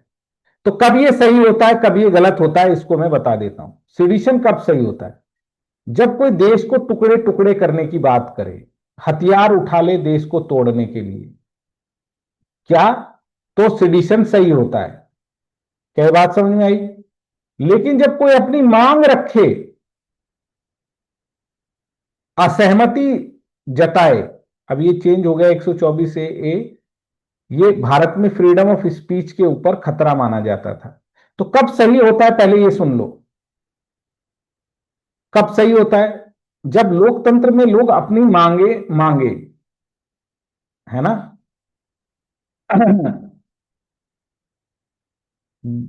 देश को तोड़ने की बात करें, लेकिन जब सरकार का वो विरोध कर रहे हैं, मोदी का विरोध कर रहे हैं या गवर्नमेंट का विरोध कर रहे हैं, तो उनको फ्रीडम ऑफ स्पीच मिलनी चाहिए, यहां राइट है। लेकिन जब वो कंट्री को तोड़ने की बात कर रहे हैं तो यहां रॉन्ग है। पर सरकार क्या करती है, जब उसका कोई विरोध चालू करता है तो बोलती है वो कंट्री का विरोध कर रहे हैं। तो गवर्नमेंट तो मोदी जी हैं या काउंसिल ऑफ मिनिस्टर है सेंटर की या स्टेट की, लेकिन वो उनसे डिमांड कर रहे हैं, लेकिन वो कह रहे हैं कंट्री पर खतरा है। ऐसा नहीं होना चाहिए। सरकार में और उसमें क्या अंतर होता है मेरे प्यारे प्यारे बच्चों, ये जरा डिफरेंस देखो, गवर्नमेंट और कंट्री में क्या अंतर होता है। स्टेट जो होता है, जैसे भारत है स्टेट, ये चार चीजों का बना है, पहले आप पढ़ चुके हैं। पॉपुलेशन हो, टेरिटरी हो, गवर्नमेंट हो और सोवरेनिटी हो, चार चीजों से देश बना है। India is a state. ये क्या होता है, इसी के पास सारी की सारी ताकत है, कॉन्स्टिट्यूशन इसी के लिए बना है ना? और लेकिन ये दिखाई नहीं देता भारत, ये परमानेंट है और ये हमेशा रहा है, हमेशा रहेगा। 1947 में इसका जन्म हुआ। लेकिन हमें दिखाई देती है गवर्नमेंट। गवर्नमेंट कौन है? जो मोदी जी हैं, एग्जीक्यूटिव है, लेजिस्लेचर है। गवर्नमेंट आती और जाती हैं, आज मोदी जी हैं, कल को कोई और होगा, पहले कांग्रेस थी। गवर्नमेंट दिखाई देती है। तो स्टेट की जो पावर है असलियत में गवर्नमेंट उसको एंजॉय करती है, स्टेट के बिहाफ में गवर्नमेंट एग्जीक्यूट करती है कामों को। तो जब कोई स्टेट का विरोध करने लग जाए, भारत को तोड़ने की बात करने लग जाए, तो उस पर सिडिशन लगना चाहिए, राजद्रोह लगना चाहिए। लेकिन कोई गवर्नमेंट का विरोध करेगा ना, ये तो उसका हक है। अगर उसको मूलभूत सुविधा नहीं मिलेंगी तो वो तो विरोध करेगा, सरकार गलत काम करेगी तो उसका विरोध होगा, गलत तरीके से काम करेगी तो उसका विरोध होगा। तो यहां पर सिडिशन नहीं लगना चाहिए, यहां पर लगना चाहिए। तो जैसे एक भाई साहब का केस बताता हूं। इस भाई साहब, ये दिल्ली के हैं, मनोज कनौजिया। इन्होंने योगी के खिलाफ कुछ कहा, इनको दिल्ली में आई पुलिस उठा के ले गई और इनको बंद कर दिया। तो ये क्या देश का विरोध कर रहे थे? नहीं, ये तो सरकार का विरोध कर रहे थे, फिर भी लगा दिया। सरकार दुरुपयोग करती है इसका। कन्हैया कुमार, ये भी कांग्रेस में है, ये भी जेएनयू का प्रोडक्ट है। इनके ऊपर भी आरोप लगा कि ये देश के टुकड़े टुकड़े करने की बात कर रहे थे। केस चल ही रहा है, कुछ हुआ नहीं। ये आईएएस ऑफिसर हैं, इन्होंने जम्मू कश्मीर को जब गलत दिन धारा 370 हटी तो उन्होंने कहा ये गलत तरीके से हट रही है, इनके ऊपर भी लगा दिया। तो ये केस चलता रहता है। और मैं आपको बात बताऊं, इस कानून को ही हटाने की बात की जाती है। ये जो कानून है सिडिशन का, ये एनएसए लगाने का कानून नहीं होना चाहिए। क्यों? इंदिरा गांधी के टाइम, ओ इंदिरा गांधी नहीं, महात्मा गांधी भी तो विरोध करते थे ब्रिटिशरों का, उनके ऊपर भी ये लगाते थे। मदन मोहन मालवीय भी विरोध करते थे, बाल गंगाधर तिलक भी विरोध करते थे, वे बाल गंगाधर तिलक है, इनको भी लगा दिया गया। अरे विरोध करने का अधिकार तो डिमांड करने का अधिकार है। जब तक माता पिता से बच्चा ये नहीं कहेगा कि पापा मुझे इस चीज की जरूरत है, मैं स्कूल नहीं जाऊंगा इसके बगैर, उन्होंने मंगाया है, तब तक माता पिता कैसे देंगे? नाराज होना भी तो एक तरीका है, धरना देंगे तभी तो एम्प्लॉय को लगेगा कि हाँ इनकी तनख्वाह बढ़ानी है, ऐसे तो उसको नहीं बढ़ाएगा। तो सिडिशन चार्जेस विरोध पे नहीं लगने चाहिए। सुप्रीम कोर्ट में कई केसेस इस पर गए और सुप्रीम कोर्ट ने बताया कब लग सकता है, कब नहीं लग सकता। केदारनाथ का केस है बेटा, फेमस केस है केदारनाथ का। इसमें सुप्रीम कोर्ट ने कहा देखो, हमें ऐसे कानून की जरूरत तो है, लेकिन जब कोई भारत में आतंकवादी हैं या भारत में कोई हेट स्पीच देता है, रिलीजन के नाम पर दंगे भड़क जाते हैं, और यहां पर तो देश भारत में ग्रेटर नागालैंड की भी डिमांड है, नागालैंड के एरिया से एक नए देश बनाने की मांग करते हैं लोग, या भारत पहले टूटा भी है, तो ये लॉ तो चाहिए, लेकिन सरकार को इसका दुरुपयोग नहीं करना चाहिए। कोई उनका विरोध कर रहा है तो सहना चाहिए, वहां उनके ऊपर एनएसए नहीं लगाना चाहिए, सेडिशन चार्जेस नहीं लगाने चाहिए। ब्रिटेन जैसे देशों ने भी, वहां कोई इस तरह का लॉ नहीं है कि अगर किसी ने कुछ बोला उठा के उसके ऊपर राजद्रोह एनएसए का केस डाल दिया। सुप्रीम कोर्ट ने एक बात कही कि बोलने से खाली कुछ नहीं होता, इवन अगर कोई उल्टा सीधा बोल भी रहा है तो उसको बोलने की आजादी दो, उसके बोलने पर अगर सचमुच में लोगों ने हथियार उठा लिए हैं तो ही उसके ऊपर सेडिशन का चार्ज लगना चाहिए, वरना बोलने दो। तो ये केदारनाथ के केस में व्याख्या की गई। तो क्या है बेटा, बैलेंस करने की जरूरत है। क्या बैलेंस करने की जरूरत है? राइट टू स्पीच और unity and integrity of the India. और ये सेडिशन का क्या लॉ होना चाहिए? कई लोग कहते हैं होना ही नहीं चाहिए, डेमोक्रेसी के नाम पर ये धब्बा है, लोगों को, अपने ही लोगों को उठा उठाकर सरकार जो भी विरोध करता है उसको अंदर डाल देती है, वो पड़े रहते हैं कोर्ट में, उनको जज, इतने टफ लॉ हैं, जज उनको बेल नहीं देता और उनकी जिंदगी खराब हो जाती है और प्रूफ कुछ नहीं होता, आखिरी में 10-12 साल बाद, 5 साल बाद सब छूट जाते हैं। सेडिशन के केसेस एक हरासमेंट का केस है। इस तरह की विवाद बातें होती, पर इसका दुरुपयोग पूरी दुनिया में और विशेषकर भारत में भी हो रहा है। तो सुप्रीम कोर्ट ने इसकी व्याख्या की है केदारनाथ मामले में। इतनी बात आपको क्लियर हो गई होगी। इसका मॉडल आंसर आपको मिल जाएगा, पढ़ लेना कि क्या इसके प्रो एंड कॉन्स है। पर भारत में इसकी जरूरत है, इंटरव्यू में आपसे पूछा जाए तो कहना हाँ इसकी जरूरत है, लेकिन दुरुपयोग सरकार के द्वारा इसका नहीं किया जाना चाहिए। क्या नहीं करना चाहिए? और लोगों को भी ध्यान रखना चाहिए कि ऐसी बातें ना बोले, लोकतंत्र के खिलाफ है, अगेंस्ट डेमोक्रेसी है। चार्ज लगा देते हैं, पुलिस वालों को भी पता नहीं है क्या लिखना है क्या नहीं लिखना, किसी के भी खिलाफ लगा देते हैं, प्रूव हो नहीं पाता, गवर्नमेंट दुरुपयोग करती है इसका, है ना, नॉन बेलेबल ऑफेंस है, ये फ्रीडम ऑफ प्रेस के अगेंस्ट है, लोगों को बोलने की आजादी नहीं दी जाती। बोलते क्या है कि भाई केस तो कोर्ट में जाता है ना, अगर हम कोई कोई ना उसको गोली मार देते हैं, अगर गलत है तो वो हट जाता है। 92 में 1992 में हमको देने का अधिकार भी है ना। अब बोलने की आजादी तो ऐसी है नहीं कि कुछ भी बोलेंगे। और भारत में नक्सलिज्म है, सेपरेटिज्म है, उनको रोकने के लिए लॉ जरूरी है। ठीक है, तो इस तरह का क्वेश्चन आपको आएगा, कर लेंगे ये कि कैसे बैलेंस करना है। इसका मैं आपको मॉडल आंसर इसी के डिस्क्रिप्शन लिंक में दे दूंगा, इसको देखना। अब आइए आर्टिकल 20 की तरफ चलते हैं। ये आपने पूरी डिबेट समझ ली। आर्टिकल 20 क्या कहता है? आर्टिकल 20 तो बड़ी छोटी सी बात कहता है कि आजादी है। कैसी आजादी है? सभी लोगों को आजादी है कि वो, अगर उनको कोर्ट में,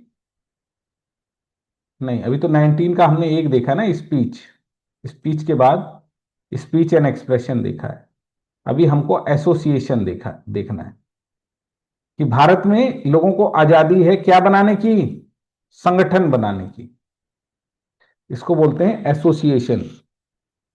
एसोसिएशन का मतलब संगठन नहीं बेटा, मिलने जुलने की बेसिक चीज है मिलना जुलना। तो फ्रीडम ऑफ असेंबली, मिल सकते हैं, कहीं पार्टी में मिल सकते हैं, शादी में मिल सकते हैं, बारात घर में मिल सकते हैं, है ना, धरना निकाल सकते हैं, रैली निकाल सकते हैं, क्या दिक्कत है?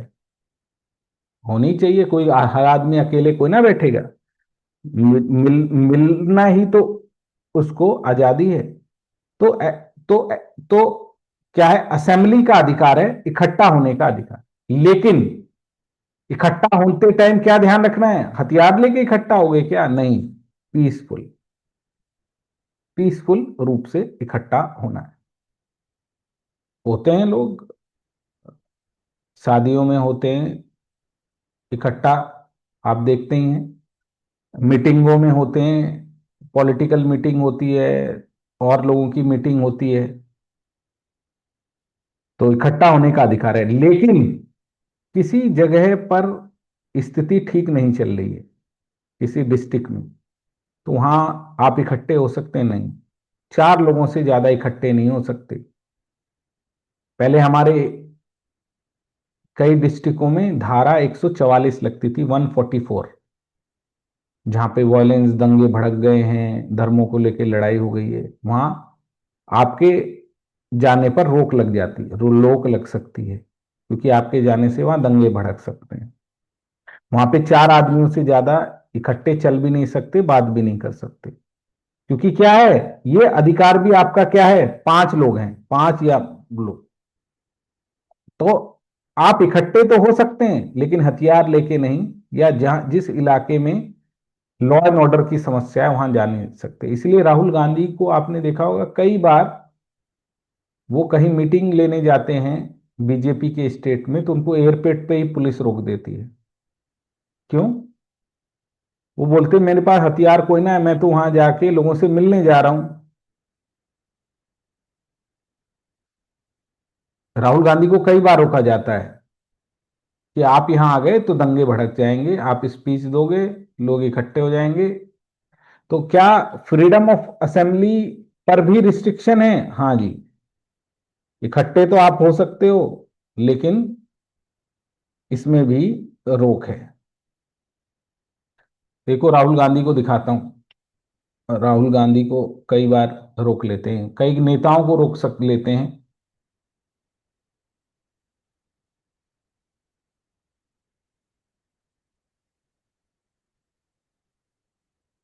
कई कई जगह रोकते हैं, बाहर के आदमी को रोक लेते हैं, जैसे अभी उत्तराखंड में कोई घटना हुई, तो वहां भी रोका जा सकता है। आगे देखो, आगे अगला राइट देखो, एसोसिएशन। आप अपना संगठन बना सकते हैं। संगठन में कैसा संगठन? आप अपनी कंपनी खोल सकते हैं, आप अपना कोई एनजीओ खोल सकते हैं, कोई सोसाइटी खोल सकते हैं, क्लब खोल सकते हैं, ट्रेड यूनियन खोल सकते हैं, कोई दिक्कत की बात नहीं। काम करोगे तो कुछ ना कुछ तो खोलना ही पड़ेगा ना, मिलोगे लोगों से। पर यहां पर भी रीजनेबल रिस्ट्रिक्शन है। आप क्या ऐसी कंपनी खोल सकते हो कि जी आओ हम क्रांति आतंकवादी संगठन खोलते हैं? नहीं, आप ऐसी कोई कंपनी या क्लब या एसोसिएशन नहीं खोल सकते जो सोवरेनिटी एंड इंटीग्रिटी को क्या पहुंचाए, नुकसान। जैसे बहुत सारे संगठन हैं जो भारत में बैंड है, जैसे जमात इस्लामी है, जम्मू कश्मीर में कई संगठन हैं जो, उनके नाम पे ना पैसा लिया जा सकता है, ना लोग उनकी मीटिंग कर सकते हैं, ना वो चलता है। क्योंकि अगर आप ऐसा संगठन खोले हो जिसमें भारत में तोड़ने फोड़ने की बात होगी भारत को, तो नहीं। पब्लिक ऑर्डर जिससे मेंटेन खराब होता हो, ऐसा कोई एसोसिएशन नहीं खोल सकते। या आप ऐसा एसोसिएशन खोलना चाहें कि हम भारत में लोगों को गालियां देंगे, आओ एक संगठन खोलते हैं? नहीं, मोरालिटी का ध्यान रखना है आपको। ठीक है, public order, integrity and sovereignty of India, ऐसा ही एसोसिएशन खोल सकते हैं जो लोगों के इंटरेस्ट में हो। क्या ये बात समझ में आई? हेलो?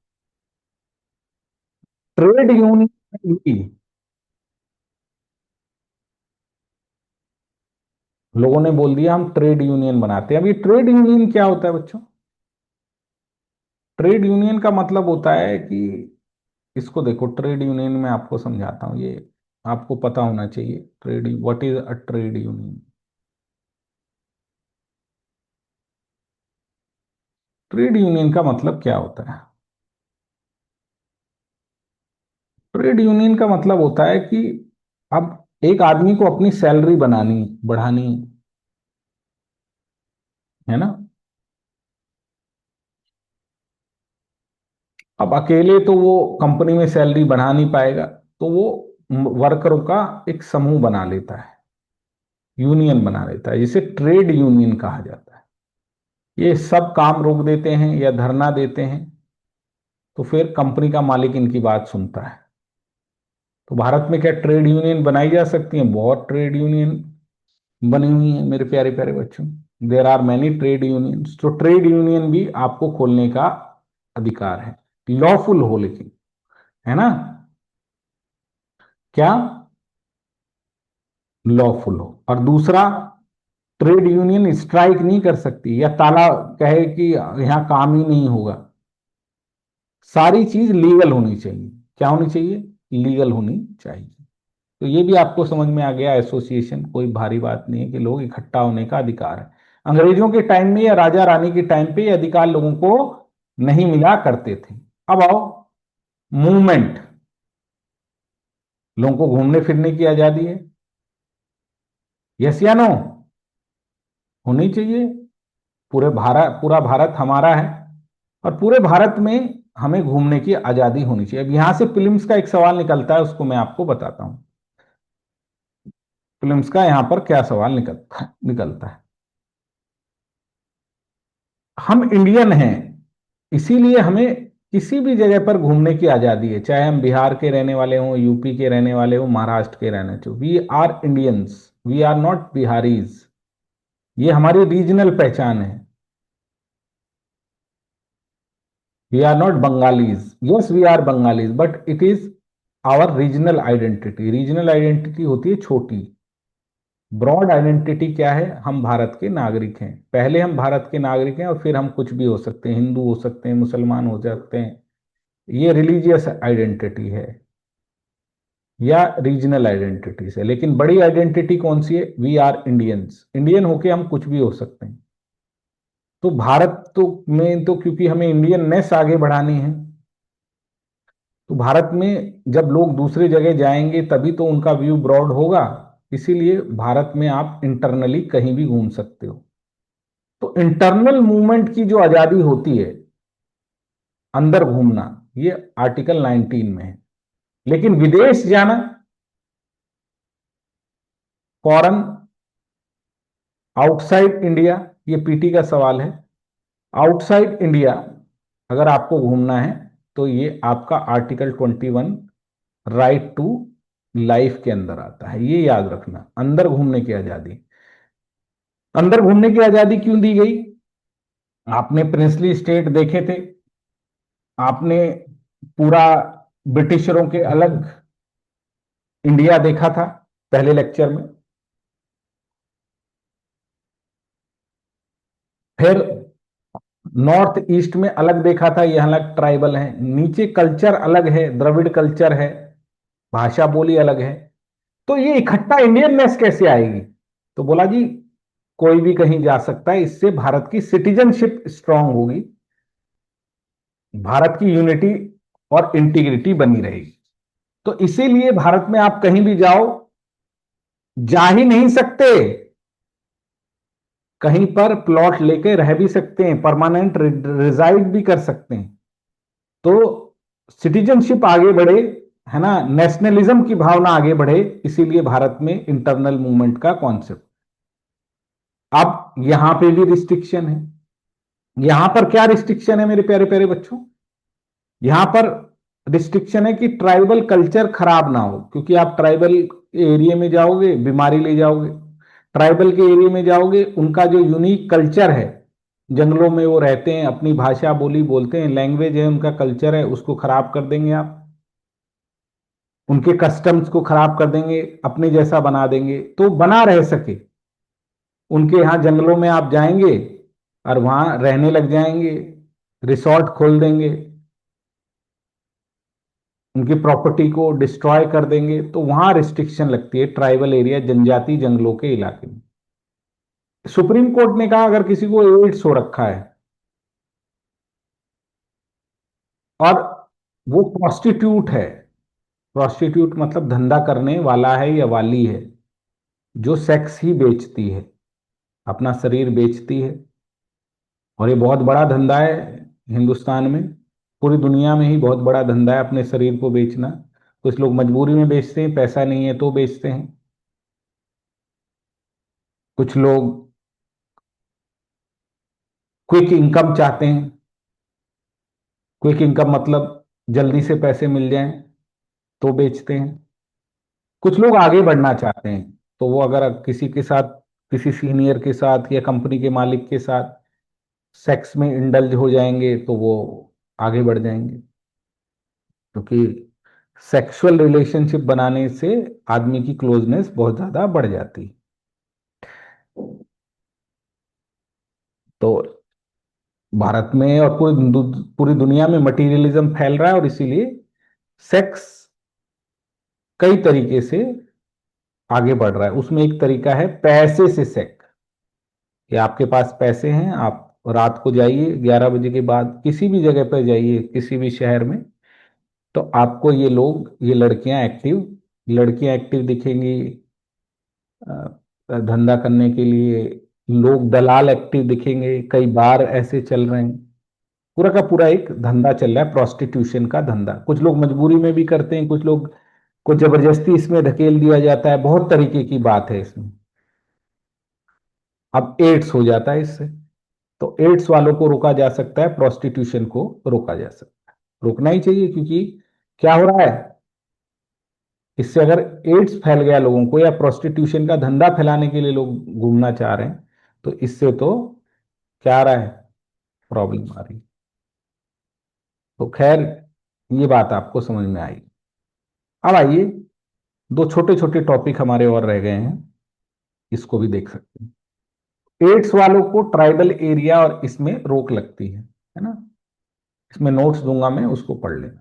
अब आइए, रेजिडेंस, राइट टू रिजाइड्स, रहने का अधिकार। तो वही भाई, सब जगह लोग रह सके, इंडियननेस की फीलिंग आए, तो आप भारत में कहीं भी परमानेंट रह सकते हैं, या फिर आप टेम्परेरी रह सकते हैं, कोई दिक्कत नहीं, आप परमानेंट रहिए या क्या रहिए, टेम्परेरी रहिए। कहीं भी आप किराए पे रह सकते हैं या वहां पक्का मकान ले सकते हैं। पहले ये फैसिलिटी जम्मू कश्मीर में अवेलेबल नहीं थी, अब यहां भी धीरे धीरे अवेलेबल। क्यों? वही कि आप इंडियननेस की फीलिंग आगे आए, सिटीजनशिप की फीलिंग आए, यूनिटी और इंटीग्रिटी आगे बढ़े, तो आप रिजाइड कर सकते हैं किसी भी इलाके में, ये आपका अधिकार है, कोई छीन नहीं सकता आपका ये अधिकार। लेकिन मेरे प्यारे प्यारे बच्चों, इस पर भी क्या है, रिस्ट्रिक्शन है। लोगों के रहने पर आरोप, रोक लग सकती है। वही प्रोस्टिट्यूट लोगों के जो धंधा करते हैं, जब मैं धंधा कहता हूं, प्रोस्टिट्यूशन कहता हूं, तो सिर्फ इसमें महिलाएं शामिल नहीं हैं। ये जो धंधे कराने वाले लोग हैं, इसमें पुरुष वर्ग भी बहुत ज्यादा शामिल है, ठीक है, याद रखना इसको। दूसरी बात यह है कि जो लोग नशा बेचते हैं या अपराधी हैं, उनकी हैबिचुअल ऑफेंडर हैं, क्रिमिनल एक्टिविटीज में इन्वॉल्व रहते हैं, उन पर रोक लग सकती है। प्लस एससी और, ओ एससी नहीं बेटा, एसटी, ट्राइबल एरियाज के अपने कल्चर मेंटेन रह सके, वही जो पहले बताया था, उन पे भी रोक लग सकती है। तो सिंपल से लोग हैं, इसमें हैबिचुअल ऑफेंडर यानी क्रिमिनल लोगों के रोकने पर भी रोक लगाया गया। तो मूवमेंट से ही जुड़ा हुआ है। आखिरी देखिए, आर्टिकल 19 में है प्रोफेशन करने का अधिकार, कि राइट ऑफ प्रोफेशन, कोई भी आप व्यापार कर सकते। पहले तो बांट रखा था कि कौन कौन सा व्यापार करेगा। ब्राह्मण लोग सिर्फ नॉलेज की शिक्षा देते थे, दान दक्षिणा लेके परिवार चलाते थे। डिफेंस में क्षत्रिय लोगों के लिए सेफ गार्ड में उनका रोल था। वैश्य वैश्य ट्रेडर्स, उनको सारा प्रोड्यूसर क्लास बोला जाता था। और शूद्रा, वो कोई जॉब नहीं करेंगे, वो बस वेलफेयर करेंगे। यानी सोसाइटी में क्लासेस डिवाइडेड थी मेरे प्यारे प्यारे बच्चों। क्या सोसाइटी डिवाइडेड थी? ये पहले से तय था कि आप कौन सा काम करेंगे। और कुछ कामों को बड़ा और कुछ कामों को क्या माना जाने लगा था? छोटा माने जाने लगा था। तो जब भारत आजाद हुआ, इवन आपको मैंने बताया था अंग्रेज लोग भी शुरुआती दौर में 1854 से पहले इंडियंस को आईएएस ऑफिसर्स के रूप में लेते ही नहीं थे। अब हमने क्या बोला? हमने बोला भारत आजाद हो गया, हर किसी का फंडामेंटल राइट है, वो कोई भी ऑक्यूपेशन कर सकता है, कोई भी बिजनेस कर सकता है, कोई भी नौकरी कर सकता है, कोई भी बिजनेस कर सकता है, ये उसका फंडामेंटल राइट होगा। आज के डेट में क्या है? कोई भी टीचर बन सकता है। पहले तो 200-300 साल पहले सिर्फ ब्राह्मण लोग ही शिक्षा देते थे, आज कोई भी टीचर बन सकता है। आज कोई भी ट्रेडर बन सकता है। ब्राह्मण लोग भी ट्रेडिंग करते हैं, बहुत ब्राह्मण लोग ट्रेडिंग करते हैं। ठीक है, तो कोई भी प्रोफेशन करते हैं। अब इसको लेके भी विवाद चलता है। अभी एक यूपी में एक केस हुआ था, एक जो ब्राह्मण आदमी नहीं था उसने कथा कर दी थी। आपको पता होगा, वो ब्राह्मण नहीं था, उसने कथा कर दी थी। नॉन ब्राह्मण ने कहीं पर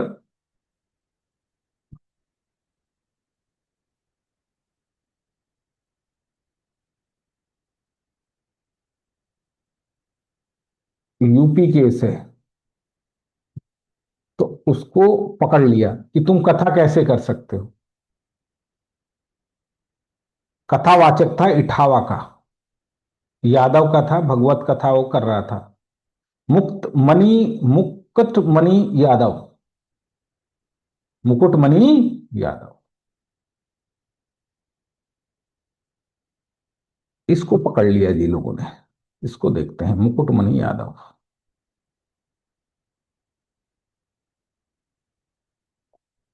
ये भाई साहब है, उनको शक्ल देखो आप।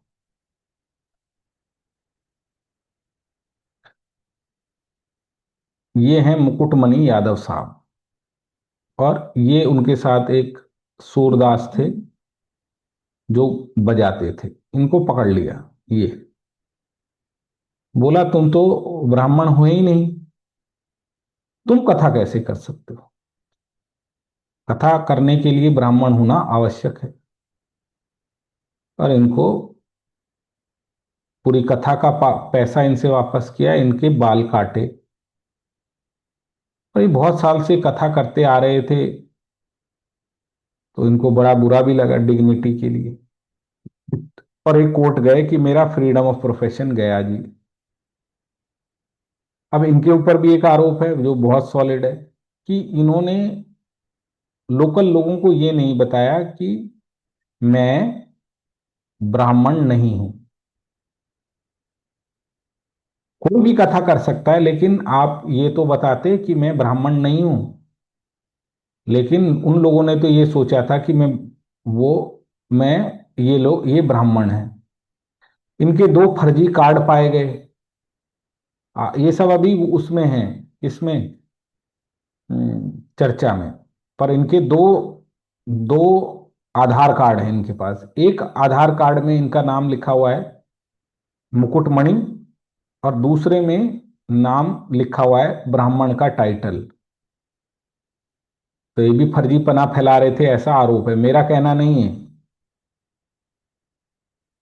दो दो आधार कार्ड मिले, तो अपने आप को ये ब्राह्मण ही बता रहे हैं, गलत आइडेंटिटी पेश कर रहे हैं। तो दोनों ही साइड मामला गड़बड़ नजर आता है, और अधिकतर बार ऐसा ही होता है कि आइडेंटिटी छुपाकर भी काम किया जाता है। तो खैर, ये केस किसका है? ट्रू केस है फ्रीडम ऑफ प्रोफेशन का। बहुत बड़ी डिबेट हुई थी इसके ऊपर भी कि क्या आज की डेट में कोई पुजारी क्या हो सकता है, मंदिर का पुजारी हो सकता है? ये बहुत बड़ी डिबेट है। सर, आपके अंदर ये नजर आ रहा है कि आप ब्राह्मणों के विरोधी हैं। नहीं भाई, मैं ब्राह्मण का विरोधी नहीं हूं ना, मैं SC ST कम्युनिटी या वुमेन का समर्थक हूं। मैं तो आपके सामने फैक्ट प्रेजेंट कर रहा हूं। क्या?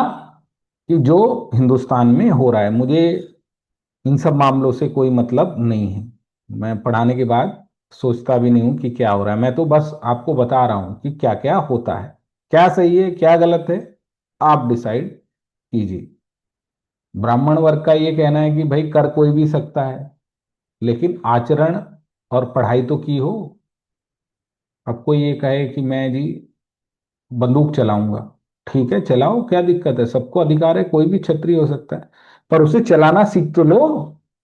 क्या आपने उसकी प्रैक्टिस की है? क्या आपके अंदर जो कथाएं की जाती हैं उसकी शुद्धि है, उसके आचरण का आप पालन करते हैं? क्या आपने कहीं जाकर उसको सीखा है? क्या आपने उसका टेस्ट दिया है कि आप उसके लिए कॉम्पिटेंट हैं? बहुत बड़ा तर्क है। और उसकी जो पवित्रता चाहिए होती है एक एक कथा करने के लिए, क्योंकि आप भगवान की पूजा करने जा रहे हो, वो आप खुद भी इंश्योर करते हो, वहां जाके फिर क्या कहें? तो दोनों तरफ बहुत सॉलिड सॉलिड आर्ग्यूमेंट है, और मेरा काम है आपको आर्ग्यूमेंटों को पेश करना, है ना। मेरा अपना क्या मत है? मेरा अपना कोई मत नहीं। मैं इतना इंटेलिजेंट आदमी नहीं हूं कि इनके ऊपर क्या कर सकूं, कुछ भी कह सकूं। मेरा काम है पॉलिटी पढ़ाना। तो ये आपने डिबेट देखी, अब इसके ऊपर देखिए। तो कोई भी धंधा कर सकते हैं आप? नहीं, ऐसा कोई धंधा नहीं कर सकते जिसमें टेक्निकल एजुकेशन या प्रेस्क्राइब प्रोफेशन के लिए जो रिक्वायरमेंट है वो ना हो। जैसे कोई कहे जी मेरा डॉक्टर का मन कर रहा है कि मैं प्राइवेट क्लिनिक खोल लूं, या मैं डॉक्टर का एग्जाम भर दूं। भाई, उसके लिए टेक्निकल डिग्री होनी चाहिए आपके पास। या कोई अपना केमिस्ट खोलना चाहता है, तो हर धंधा नहीं कर सकता हर कोई। स्टेट के ने जो प्रोफेशनल और टेक्निकल क्वालिफिकेशन दिए हैं किसी प्रोफेशन की या किसी ऑक्यूपेशन की या किसी बिजनेस की, वो आपको मांगनी पड़ेगी। ठीक है? कोई ऐसी ऐसी बिजनेस जिसमें सरकार जिसको करती है एक्सक्लूसिवली, वो आप नहीं कर सकते। जैसे सरकार न्यूक्लियर टेक्नोलॉजी, ये जो न्यूक्लियर से इलेक्ट्रिसिटी बनती है, पहले बम वम वेपन खाली सरकार बनाती थी, गवर्नमेंट, अब तो वो प्राइवेट को दे रही है। तो कुछ एक्सक्लूसिवली काम जो स्टेट ही करता है, वो आप नहीं कर सकते। तीसरा, कोई इमोरल धंधा या इलीगल धंधा, कहें जी हम ये वाला धंधा करना चाहते हैं। कैसा? नशे का धंधा, जो नशे को भेजे, या वुमेन की ट्रैफिकिंग करना, महिलाओं को इमोरली ट्रैफिकिंग करना, उनको बेचना खरीदने का धंधा, जैसे गाय भैंस बकरी को, ये आप नहीं कर सकते। तो रिस्ट्रिक्शन हर पर है। आशा करता हूं इतनी बात आपको समझ में आ गई होगी। इसमें राइट टू प्रॉपर्टी एक अधिकार था, वो अब नहीं रहा। बाकी ये 6 हैं। सवाल क्या आएगा? ओरिजिनल कॉन्स्टिट्यूशन में कितने थे? 7 थे, अब 6 बचे हैं। फ्रीडम ऑफ स्पीच के अंदर प्रेस आता है, RTI आता है ना, ये बात आपको याद रखनी है। राइट टू साइलेंस आता है। इसके 7 आपने क्या देखे? आपने अभी 7 रीजनेबल रिस्ट्रिक्शन देखी, वो आपको याद रखनी है। बाकी में कोई दम नहीं है एसोसिएशन, असेंबली, रेजिडेंस, मूवमेंट और प्रोफेशन। इससे पहले आपने फ्रीडम का नेगेटिव, फ्रीडम का क्या मतलब होता है, इससे राइट टू प्राइवेसी जो आज जिसको हम बहुत ज्यादा मानते हैं उसको हमने देखा। फिर हमने नो हार्म थ्योरी, किसकी? जेएस मिल की देखी कि आजादी है, नेगेटिव राइट्स हैं, होनी चाहिए, इसने पूरी पुस्तक लिखी है इसके बारे में। फिर हमने राइट टू स्पीच देखी, ये जरूरी क्यों है, इसमें वॉल्टेयर का एक ऐसे हमने देखा। और उसके बाद sedition charges, sedition law, NSA, Haryana की जो लेडी हैं